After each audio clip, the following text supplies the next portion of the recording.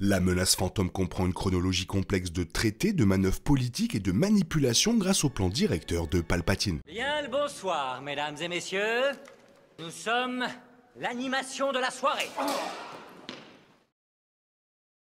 Cette longue histoire remplie d'un jargon politique déroutant a souvent conduit la menace fantôme à être classée parmi les pires films Star Wars. Bien que l'histoire soit une exploration intrigante de la façon dont des politiciens corrompus peuvent manipuler un État ou, dans ce cas, une galaxie. Bien que la chronologie avant la menace fantôme soit importante, ce qui suit la mise en œuvre du plan de Palpatine a vu la saga Skywalker prendre forme. Dans l'ensemble, les préquels de George Lucas ont eu un impact massif sur la franchise, depuis la réception initialement controversée jusqu'à la manière dont les prochains films Star Wars incorporeront des éléments introduits pour la première fois dans des histoires précédentes. Outre ces effets plus larges sur la franchise, l'histoire racontée par les préquels décrit l'histoire complète de la façon dont l'empereur Palpatine et Dark Vador en sont venus à gouverner la galaxie via la chronologie de l'Empire galactique de Star Wars.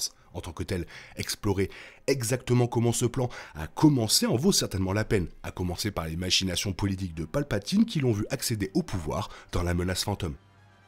Ironiquement, la première étape du plan de Palpatine qui s'étalait sur plusieurs décennies fut l'invasion de sa propre planète natale. On sait peu de choses sur l'histoire de Palpatine, mais il est de notoriété publique depuis très longtemps qu'il est originaire de Naboo. Sous le couvert de son alter ego Sith Dark Sidious, Palpatine a convaincu les membres de la Fédération du Commerce d'établir un blocus sur Naboo. Cela a empêché tout approvisionnement d'atteindre la planète dans le but de persuader la reine Amidala de soutenir le projet de loi fiscale de la Fédération et de donner essentiellement le contrôle de la planète à cette dernière. Naturellement, la question qui se pose à ce sujet est de savoir pourquoi Palpatine voulait que Naboo soit sous le contrôle de la Fédération du Commerce. La réponse directe est que non. L'invasion de Naboo était simplement un moyen de susciter de la sympathie pour sa cause au Sénat, avec Naboo étant sa planète natale et la cupidité de la Fédération du Commerce provoquant une escalade de la situation vers une menace de guerre. Palpatine est devenu une figure plus sympathique au sein du Sénat alors que la confiance dans le chancelier Valorum était en train de s'ébranler.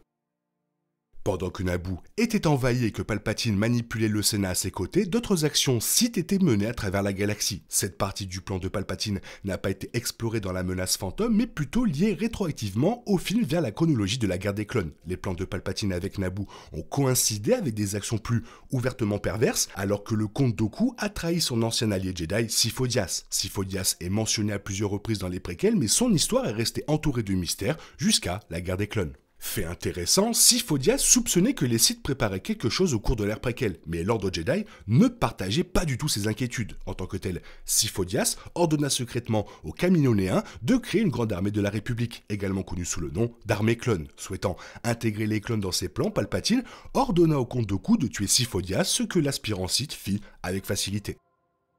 Jusqu'à présent, dans la menace fantôme, le plan de Palpatine se déroule relativement bien. Cependant, cela change lorsque Qui-Gon Jinn et Obi-Wan Kenobi éloignent clandestinement la reine Amidala de Naboo. Sachant que Palpatine a besoin de la coopération d'Amidala afin de renforcer sa position au sein du Sénat, il libère son apprenti Sith Dark Maul pour la retrouver. Maul échoue, permettant à Padmé et à ses alliés Jedi d'atteindre la capitale de la République, Coruscant.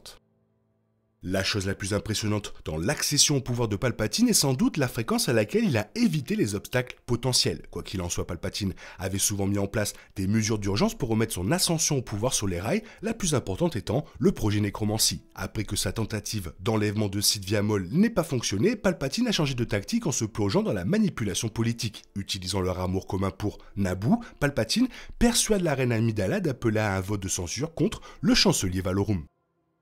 Après que Padmé ait appelé au vote de censure, la manipulation préalable du Sénat par Palpatine commence à porter ses fruits. En capitalisant sur la sympathie qu'il a suscitée pour la situation de Naboo, en appelant en faveur politique d'autres membres du Sénat et en faisant beaucoup de chantage, Palpatine remporte l'élection pour devenir chancelier de la République après l'ostracisme de Valorum. Cela fait essentiellement de Palpatine l'homme le plus puissant de la galaxie en tant que chef de la République et un puissant seigneur Sith de Star Wars qui opère dans l'ombre.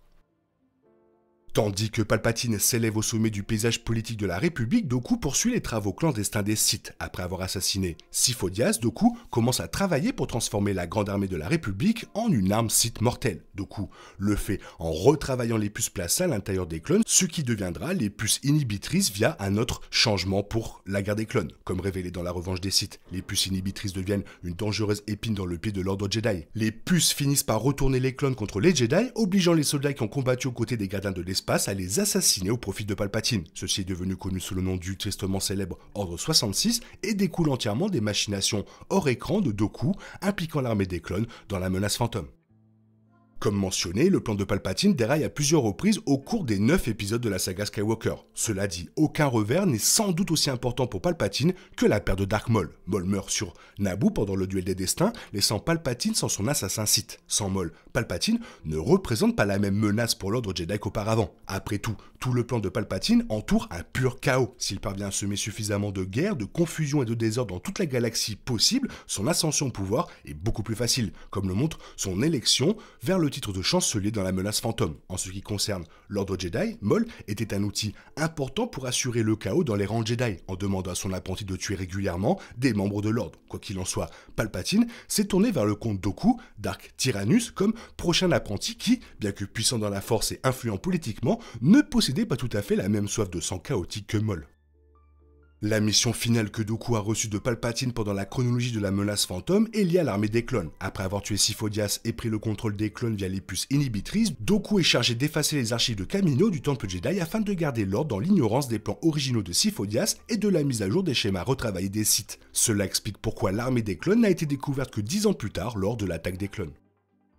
La mort d'un seigneur Sith a fait place à un autre dans la dernière étape du plan de Palpatine dans la menace fantôme. La mort de Maul a laissé Palpatine ayant besoin d'un apprenti Sith pour faire ce qu'il voulait. Alors, qui de mieux que l'acolyte qui avait tué Sifo-Dyas, retravailler l'armée des clones et veiller à ce que les Jedi restent ignorants de leur plan. Par conséquent, Dooku a officiellement pris la place de Maul en tant qu'apprenti de Dark Sidious, se solidifiant en tant que Dark Tyrannus et une menace majeure pour les Jedi pour le reste des préquels après la menace fantôme.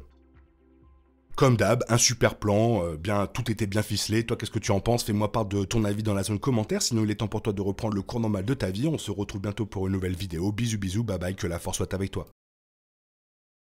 Il est impossible de compter sur les autres de nos jours, on est obligé de tout faire soi-même. Je me trompe? Rien de grave, j'avais tout prévu. Où va le monde, je vous le demande.